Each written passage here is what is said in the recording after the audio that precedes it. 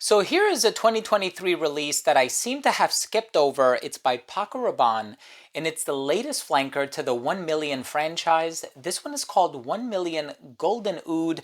I have a sample here courtesy of my friend Chris Kretis from the channel Casual Fragrances. I'm going to be giving you my pseudo first impression of it very soon, so make sure to stay tuned.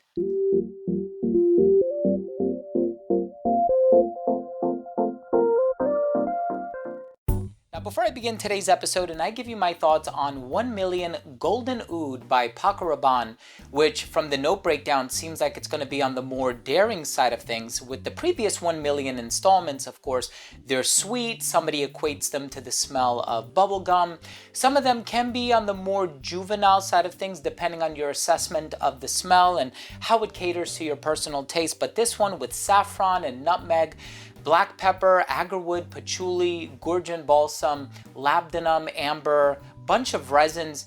It seems like it's going to be on the darker side of things. Listen, before I begin my assessment, hit the subscribe button, hit the bell. Please give this video a thumbs up as well for the YouTube algorithm. It would really mean a lot. So, Golden Oud. Of course, with a name like Golden Oud, you expect it to have a lot of oud or agarwood.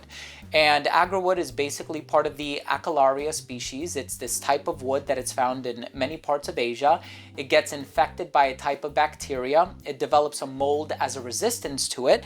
And it has a very aromatic profile to it, and it's used in the perfume industry in excess as of late, it seems. But of course, with this being a designer release, it's highly likely that there's no real oud in it, but they're just sort of jumping on that oud bandwagon. I looked online and it was compared to Oud Malaki or Oud Malachi by Chopard, never quite sure how to pronounce that. And it's also compared to Halfeti by Penhaligon's. So this one seems like with that spicy oud, patchouli, resinous profile, it's going to be similar to both of those. Let's give it a fresh spray. Although I did try this some time ago, but let's give it a fresh spray so I can tell you what I think of it just from the top. Okay, so there is this initial sweetness. And the sweetness is coming from, I would venture to say, a combination of vanilla and the resins that are in here. You know, labdanum and gurjun balsam can both be quite sweet. Other resins like galbanum can be quite green. Benzoin can be quite medicinal.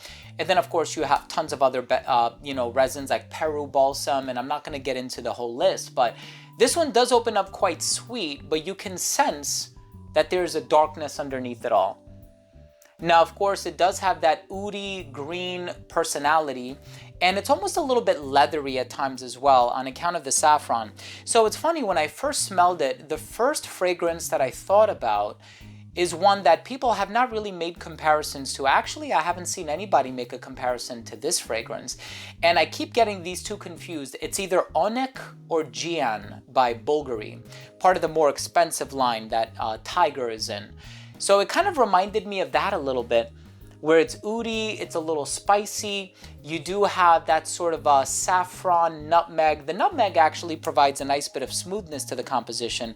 The saffron is really what makes it smell a bit leathery, and the pepper gives it a nice edge to it, I would say.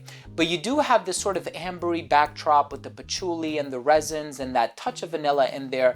And the oud just creates a layer of mystery to the composition that I really enjoy. This is a very dark release from Paco Rabanne. And of course, you know, Paco Rabanne, at least as far as the bottle designs are concerned, they're not afraid to get experimental. And they have, of course, with 1 Million, it looks like a gold bullion. Invictus looks like a trophy. Ultra red and ultraviolet, those have a very unique presentation to them as well. But I feel like this is probably one of the first times that Paco Rabanne got really experimental as far as the smell of a fragrance is concerned.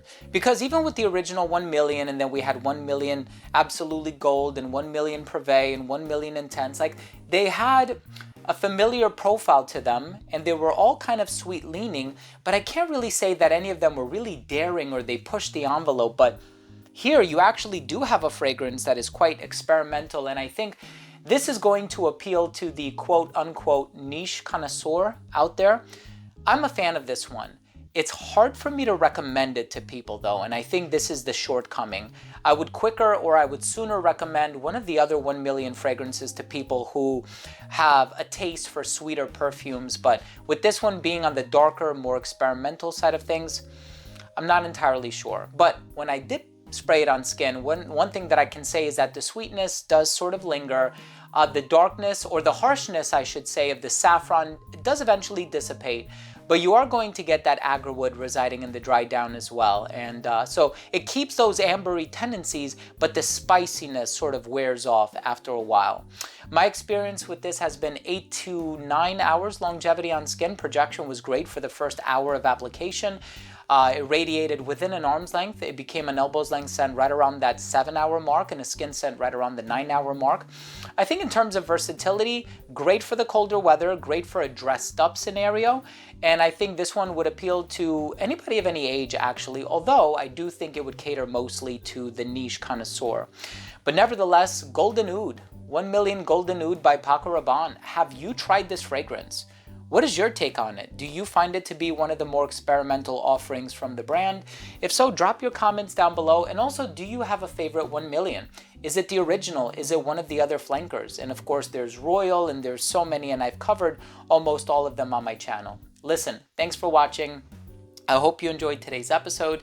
If you did, please don't forget to support the channel by subscribing to it. Hit that neighboring bell icon and give this video a thumbs up. Thanks again so much for watching. I love you guys, and we'll see you tomorrow with a new episode. Bye.